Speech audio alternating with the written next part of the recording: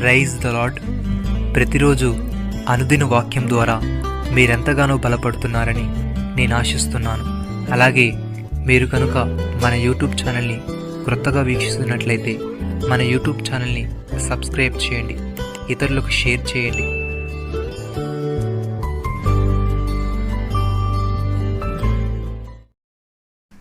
నా మంచితనమంతయు నీ ఎదుట కనబరచెదను, యెహోవాను నామమును నీ ఎదుట ప్రకటించెదను.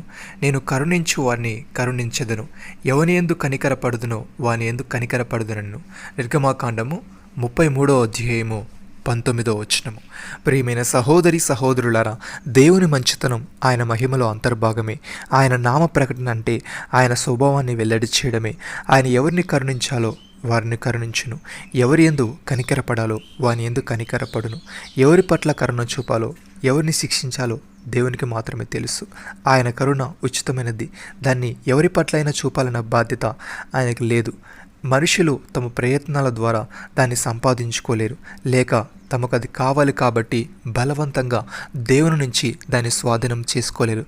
దీన్ని బట్టి దేవుడు కఠిన హృదయుడని, కరుణ చూపడం ఆయనకంతగా ఇష్టం లేదని మనం అనుకోకూడదు. ఎవరైనా తమ పాపాలు విడిచిపెట్టి దేవుని వైపునకు తిరిగిన వారైతే ఆయన తప్పక కరుణ చూపుతాడు.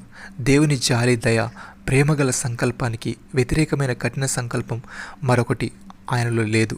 వేరైన చోటెల్లా కరుణ చూపుతాడు, తప్పనిసరి అయితే శిక్షిస్తాడు.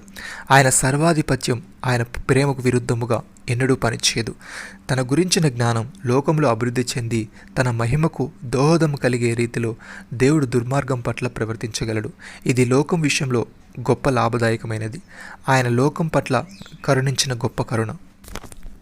సహోదరి సహోదరులారా, మన ప్రభు అయిన యేసుక్రీస్తు యొక్క తండ్రియగు దేవుడు స్తుతింపబడును గాక. ఆయన క్రీస్తునందు పరలోక విషయములలో ఆత్మ సంబంధమైన ప్రతి ఆశీర్వాదమును మనకు అనుగ్రహించెను. ఎట్లనగా తన ప్రియనియందు తాను ఉచితముగా మనకు అనుగ్రహించిన తన కృపామహిమకు కీర్తి కలుగునట్లు తన చిత్తప్రకారమైన దయా సంకల్పము చెప్పున యేసుక్రీస్తు ద్వారా తనకు కుమారులుగా స్వీకరించుటకై మనం ముందుగా తన కోసం నిర్ణయించుకొని మనము తన ఎదుట పరిశుద్ధులమును నిర్దోషులమై ఉండవలనని జగత్పునాది వేబరకు మునిపే ప్రేమ చేత ఆయన క్రీస్తులో మనల్ని ఏర్పరచుకొనెను. దేవుని కృపా మహదైశ్వర్యమును బట్టి ఆ ప్రీణియందు ఆయన రక్తం వలన మనకు విమోచనము, అనగా మన అపరాధములకు క్షమాపణ మనకు కలిగి ఉన్నది. కాలము సంపూర్ణమైనప్పుడు జరగవలసిన ఏర్పాటును బట్టి ఆయన తన దయా సంకల్పము చెప్పున తన చిత్తమును గురించిన మర్మమును మనకు తెలియజేసి మనకు సంపూర్ణమైన జ్ఞాన వివేచన కలుగుటకు ఆ కృపను మెడల విస్తరింపజేశాను. ప్రియమైన సహోదరి సహోదరులారా, దేవుని అనుగ్రహము మారు మనసు పొందుటకు నిన్ను ప్రేరేపించుచున్నది నెరుగక ఆయన అనుగ్రహైశ్వర్యమును, సహనమును, దీర్ఘశాంతమును తృణీకరించుదువా? నీ కాఠిన్యమును, మార్పు పొందని నీ హృదయమును అనుసరించి ఉగ్రత దినమందు, అనగా దేవుని న్యాయమైన తీర్పు బయలుపరచబడు దినమందు నీకు నీవే ఉగ్రతను సమకూర్చుకొనుచున్నావు. ఆయన ప్రతివానికి వాని క్రియలు చొప్పున ప్రతిఫలమునిచ్చును. సత్క్రియను ఓపిగ్గా చేయుచు మహిమను, ఘనతను, అక్షతను వెదుకు వారికి నిత్య జీవమునిచ్చును. అయితే భేదములు పుట్టించి సత్యమునకు లోబడక దుర్నీతికి లోబడు వారి మీదికి దేవుని ఉగ్రతయు రౌద్రమును వచ్చును. నమ్మిన వారు నాతో కలిసి ప్రార్థనలో ఏకీభవించండి.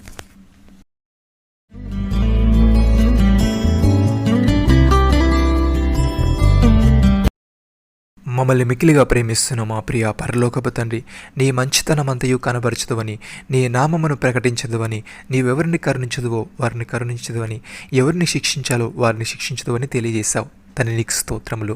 దేవా, నీవు మాకిచ్చే ఆత్మ సంబంధమైన ప్రతి ఆశీర్వాదాన్ని పొందుకొని మేము నీ ఎదుట పరిశుద్ధులమును, నిర్దోషులమై ఉండుటకు సహాయము దయచేయమని నీవు ప్రతి వానికి వాని క్రియల చొప్పున ప్రతిఫలమిచ్చావు గనుక మేము సత్క్రియను ఓపిగ్గా చేయొచ్చు మహిమను, ఘనతను, అక్షతను వెతుకుచు నీవిచ్చే నిత్య జీవమును పొందుటకు కృపచూపమని, మాకు సంపూర్ణమైన జ్ఞాన వివేచన కలుగుటకు నీ కృపను మా ఎడల విస్తరింపజేసి నీ చిత్తమును గూర్చిన మర్మమును మాలో ప్రతి ఒక్కరికి తెలియజేయమని ప్రభువైన యేసుక్రీస్తు నామములో ప్రార్థిస్తున్నాము తండ్రి.